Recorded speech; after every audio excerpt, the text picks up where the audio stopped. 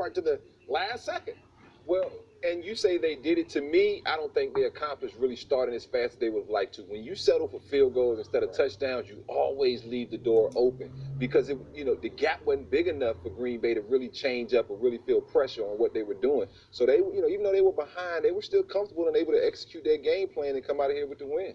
Yeah, I thought Detroit would run the ball a little bit better. Kerryon Johnson's been doing okay in previous weeks. Only 13 carries, 34 yards on a touchdown tonight. To me, that would have helped this passing game a little bit more, and it would have helped your defense a little bit more because I thought Detroit's defense did do a good job of keeping Aaron Rodgers at bay for most of the night. You look at right here on this goal line stands. It took them a couple times to get in, but they did get in. But I just thought that they would have more of a run game. They need it. Yeah. They do, but what really stood out to me was the fact that Aaron Rodgers was down so many receivers at so many different parts of this game. You obviously didn't have Davante Adams, was out of the game for a good amount of time. Geronimo Allison was knocked out of the game. So for a while you were with so many guys that undrafted free agents out there, and he was just making it work. But Aaron Rodgers. That's the trait of a great quarterback.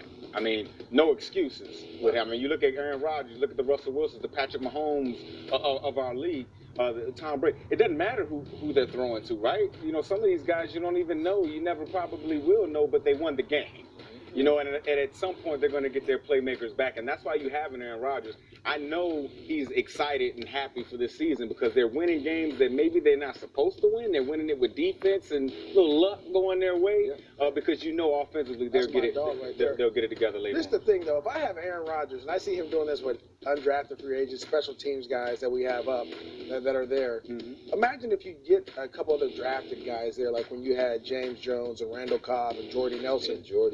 The numbers are going to be be there. Yeah. You've drafted defensively. Now it's time to find a way to, this quarterback. Young man. Young man. Green chicken. He's still sneaky athletic, but getting some weapons around him so that you can really utilize his talents. Because right now, they're just wasting away. I mean, he's just throwing to guys out there. And well, guys got hurt. I mean, Davante Adams was banged up. You know what I mean? You got some of their other guys not playing, and they had to play with some special team guys.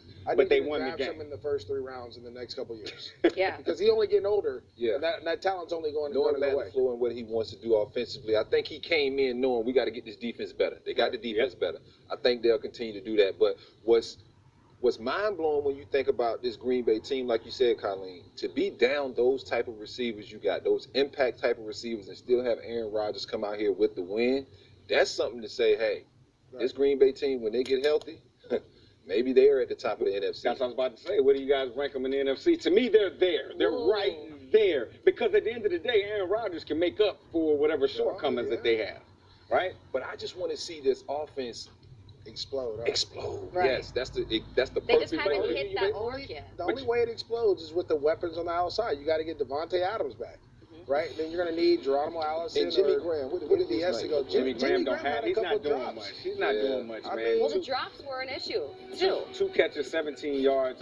A pass tonight for the Packers, which not one pass catcher really jumped off the screen, but it was nice to see that Aaron Rodgers was just going to all sorts of guys out there, whoever he could get to. Well, when you have a great quarterback, they're going to throw it to the open guy. They're not going to force the employee. Right. Yeah.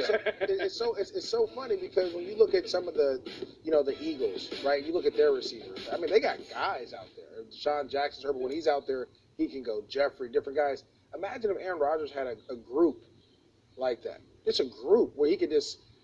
Because he's doing it, he's doing it, but it's the yak that I'm talking about. I see no more yak.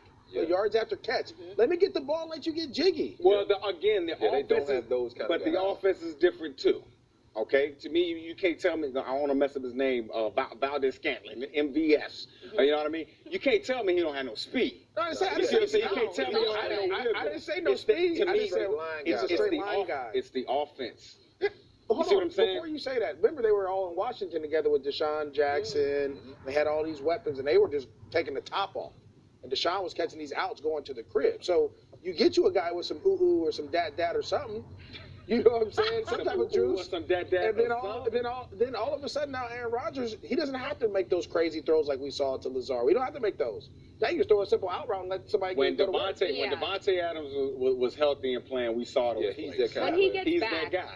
I think he changes everything. Like our guy Dave Damashek, he always talks about the Jenga piece. Right. And I think that Adams really is one of those Jenga pieces, because when he's in there, much like how Deshaun Jackson really changes the offense in Philly, Right. when Devontae Adams is in there for the Packers, everything sort of He changes and rotates clicks. We're going to get the job done. But in that fourth quarter, he was certainly calling for Allen. And, you know, those two guys made it come to life. So I was really happy for both of them.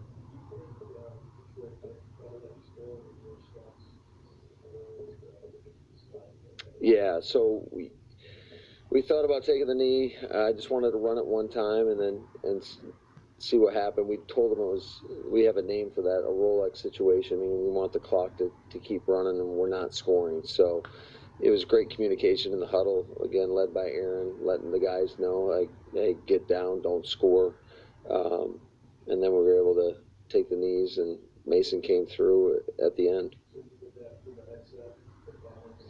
Yeah, but I think, I'll tell you what, I don't think I would have to tell him. I think he's so on top of everything out there in the game, and that's the value of having a guy like that has that just veteran leadership. And you know, there's not much he hasn't seen in these games. So yeah, but that is something we communicated.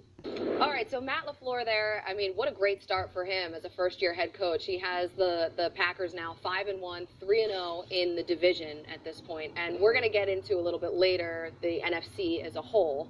But tonight, this offense, obviously, they weathered the storm without